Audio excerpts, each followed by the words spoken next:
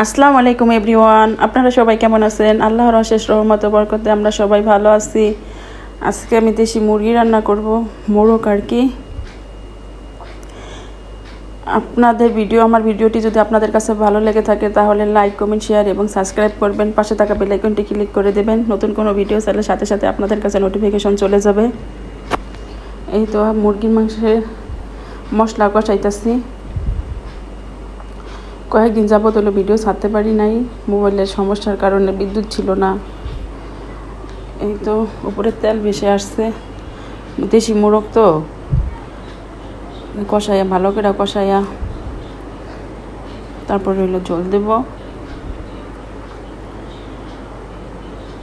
অনেক বড় ছিল মোরগটা, আর অনেক শক্ত বাড়তি ছিল তো এই কারণে গ্রান ছড়ছে অনেক। দেশি মুরগির স্বাদই আলাদা।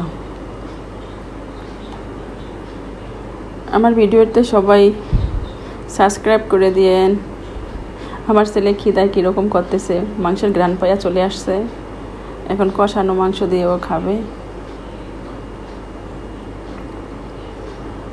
আবার মুরগির রান খাবে এই কারণে ভালো করে একটু ইয়া করে নিছি সিদ্ধ। অনেক সময় লাগছে সিদ্ধ করতে, অল্প অল্প গরম পানি দিয়া তারপরে সিদ্ধ করছি, কষাইছি।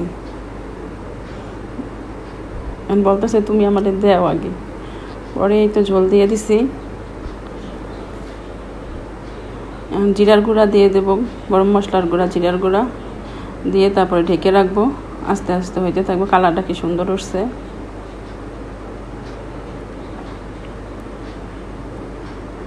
তোমার ছেলে খেতে বসছে, ও হইলো কষানো মাংস দিয়ে খাইতেছে। বিকালে নাস্তার জন্য পুরি আনা হয়েছে, পুরি খাবো এখন। সালাদ, পুরি, আবার ফুচকাও আনা হয়েছিল, তো ফুচকার যে টক পানি দিয়েও পুরি ভাল লাগে। আল্লাহ হাফেজ।